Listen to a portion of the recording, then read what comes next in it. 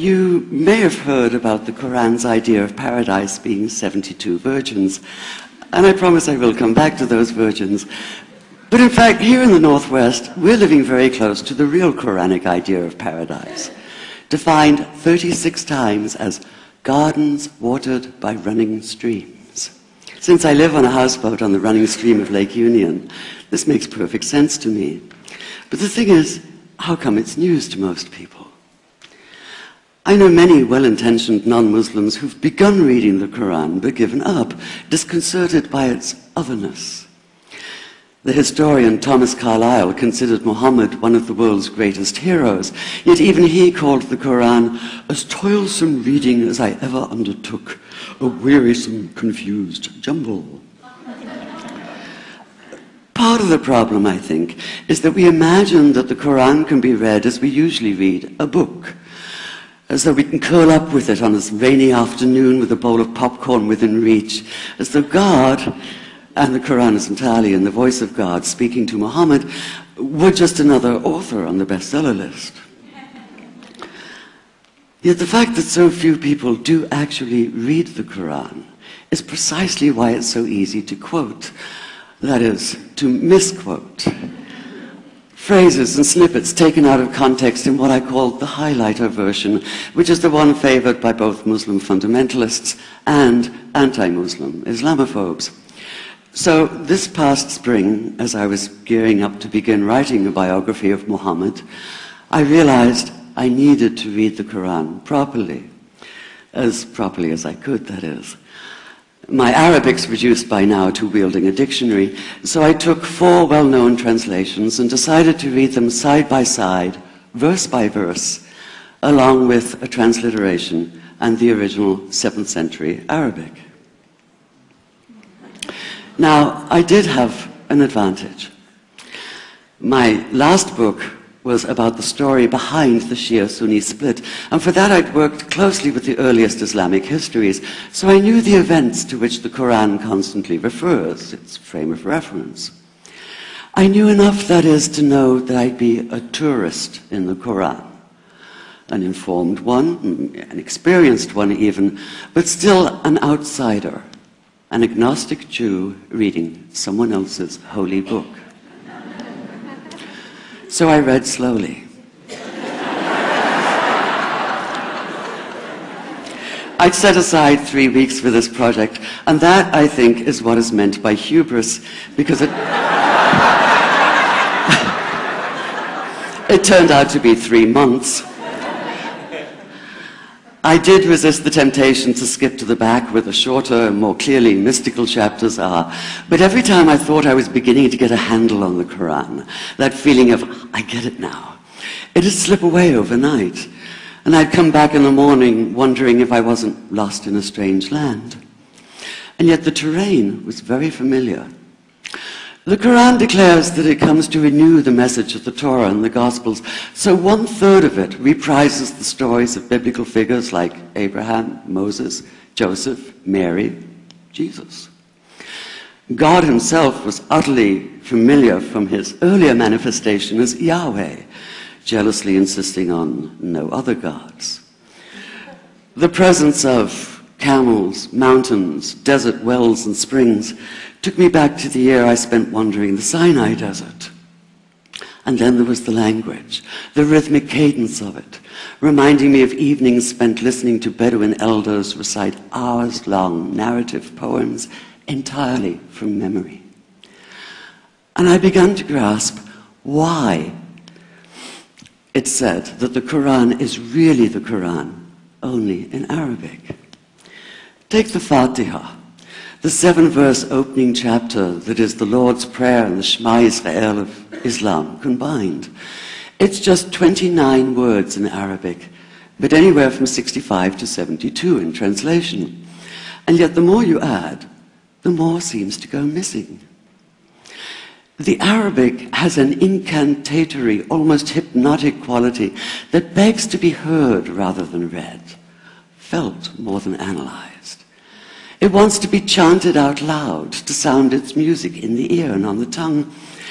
So the Quran in English is a kind of shadow of itself, or as Arthur Arbery called his version, an interpretation. But all is not lost in translation. As the Quran promises, patience is rewarded, and there are many surprises. A degree of environmental awareness, for instance, and of humans as mere stewards of God's creation, unmatched in the Bible. And where the Bible is addressed exclusively to men, using the second and third person masculine, the Quran includes women, talking, for instance, of believing men and believing women, honorable men and honorable women. Or take the infamous verse about killing the unbelievers. Yes, it does say that, but in a very specific context. The anticipated conquest of the sanctuary city of Mecca, where fighting was usually forbidden. And the permission comes hedged about with qualifiers. Not you must kill unbelievers in Mecca, but you can, you are allowed to, but only after a grace period is over. And only if there's no other pact in place. And only if they try to stop you getting to the Kaaba. And only if they attack you first. And even then, God is merciful, forgiveness is supreme, and so, essentially, better if you don't. This was perhaps the biggest surprise. How flexible the Quran is, at least in minds that are not fundamentally inflexible. Some of these verses are definite in meaning, it says, and others are ambiguous. The perverse at heart will seek out the ambiguities, trying to create discord by pinning down meanings of their own. Only God knows the true meaning. The phrase, God is subtle, appears again and again. And indeed, the whole of the Quran is far more subtle than most of us have been led to believe, as in, for instance, that little matter of virgins and paradise. Old-fashioned Orientalism comes into play here. The word used 4 times is huris, rendered as dark-eyed maidens with swelling breasts, or as fair, high-bosomed virgins. Yet all there is in the original Arabic is that one word, huris. Not a swelling breast or high bosom in sight. Now, this may be a way of saying pure beings, like in angels, or it may be like the Greek kos, or kore, an eternal youth. But the truth is, nobody really knows, and that's the point. Because the Quran is quite clear when it says that you will be a new creation in paradise, and that you will be recreated in a form unknown to you, which seems to me a far more appealing prospect than a virgin.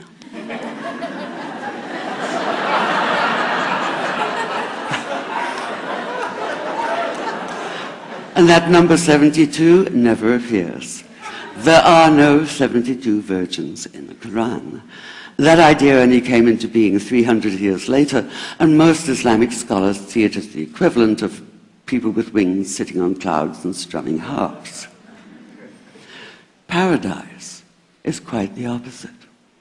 It's not virginity, it's fecundity, it's plenty, it's gardens watered by running streams. Thank you.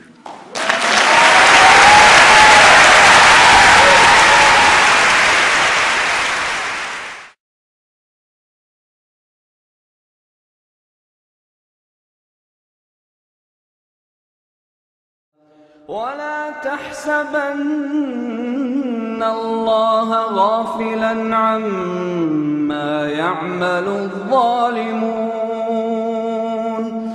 إنما يؤخرهم ليوم تشخص فيه الأبصار مهطعين مقنعي رؤوسهم لا يرتد إليهم طرفهم وأفئدتهم هواء وأنذر الناس يوم يأتيهم العذاب فيقول الذين ظلموا ربنا أخرنا إلى أجل قريب نجب دعوتك ونتبع الرسل أولم تكونوا أقسمتم من قبل ما لكم من زوال وسكنتم في مساكن الذين ظلموا أنفسهم وتبين لكم كيف فعلنا بهم وضربنا لكم الأمثال وقد مكروا مكرهم وعند الله مكرهم وإن كان مكرهم لتزول منه الجبال فلا تحسبن الله مخلف وعده رسله إن الله عزيز ذو انتقام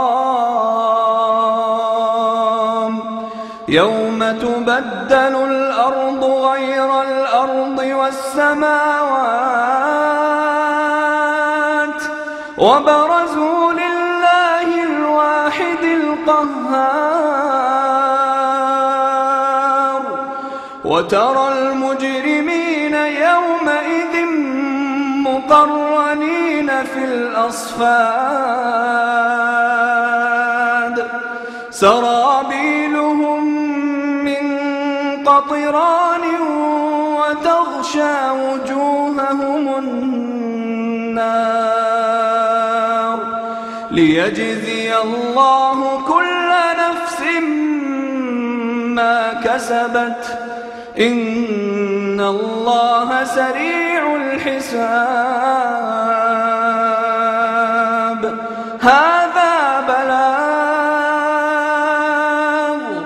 هذا بلاغ للناس ولينذروا به